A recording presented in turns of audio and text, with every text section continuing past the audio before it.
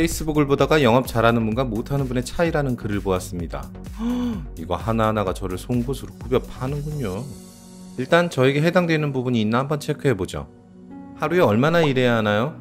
잘하는 분은 최대한 많이 한다. 못하는 분은 이런 질문이나 하고 있다.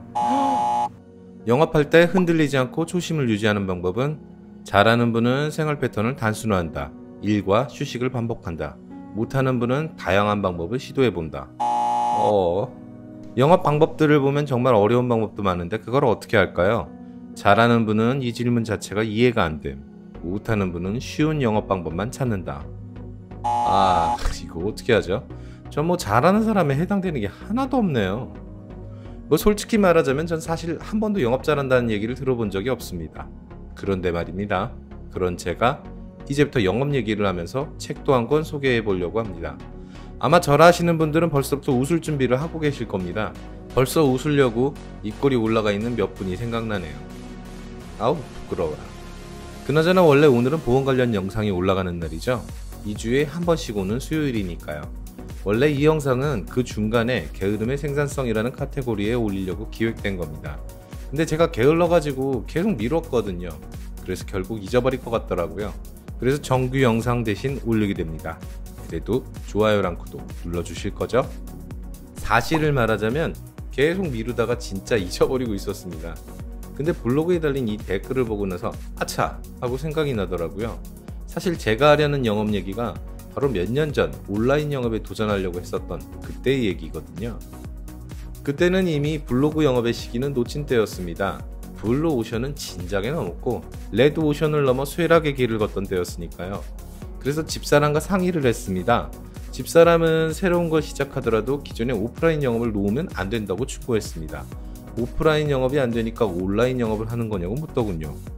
그러면서 함께 병행하지 않을 거면 아예 하지도 말라고 하더라고요.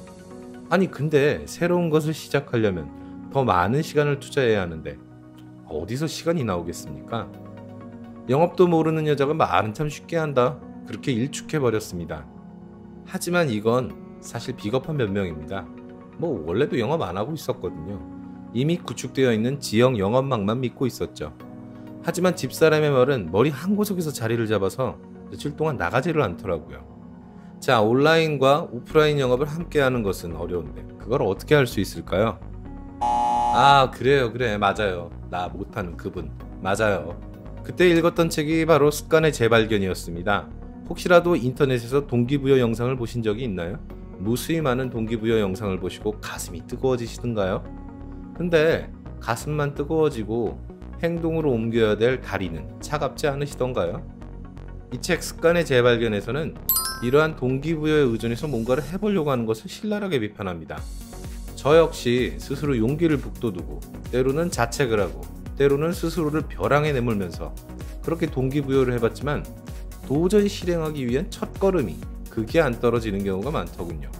그리고 나선 빈약한 제 의지를 탓했죠. 근데 습관의 재발견에서는 작은 습관부터 시작하라고 합니다.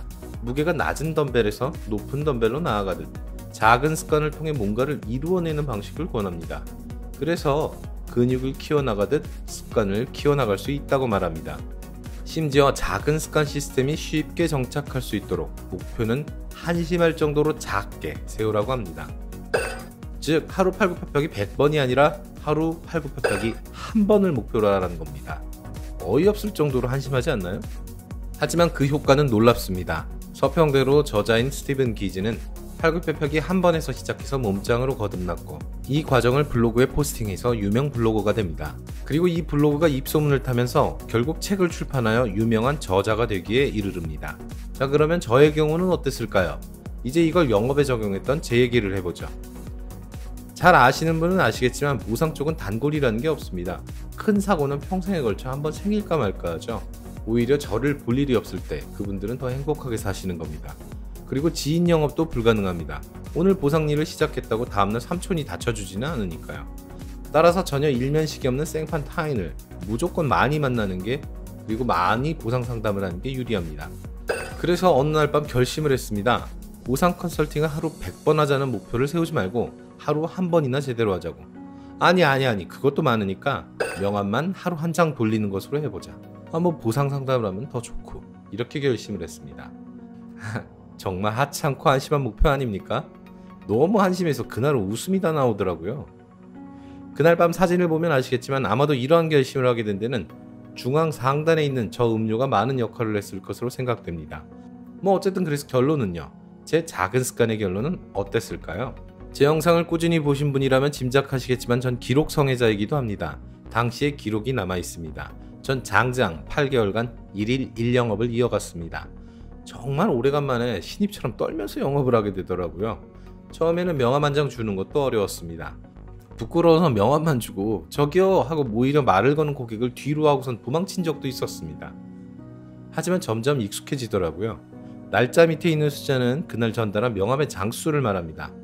어느 날은 11장의 명함 영업을 하기도, 어느 날은 2시간씩 상담을 이어가는 날도 있었습니다.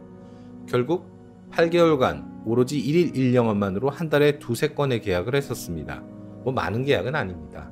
하지만 이런 장난 같은 시도가 단지 장난으로만 끝나지는 않더라고요. 그리고 블로그로 시작한 온라인 영업에 대한 도전은 결국 지금 보시는 유튜브까지 이어지고 있습니다. 제가 2주에 한 번 수요일에 게시한다는 말을 되풀이하는 것은 이때의 경험에서 비롯됩니다. 작은 습관, 하찮은 약속들을 지키기 위한 최소한의 장치를 마련한 거죠. 그때로 돌아가서 다시 생각해보면 저는 영업 근육이 너무 빈약했던 겁니다.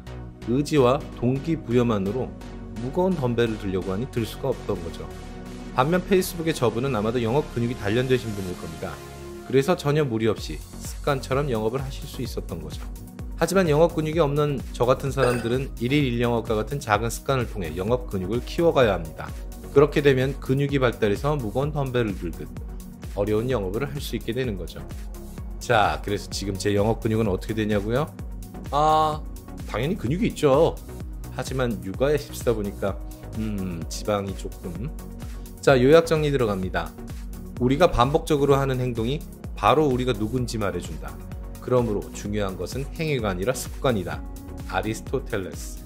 오늘 영상이 도움이 되셨다면 아래의 좋아요와 구독 버튼 눌러주세요. 저희는 손해배상 및 보험금 지급에 관한 상담을 전문으로 합니다. 상담을 원하시거나 교육을 원하시는 분은 네이버에서 손해보험연구소를 찾아주세요. 다음 편도 저희와 함께 해주십시오. 들어주셔서 감사합니다.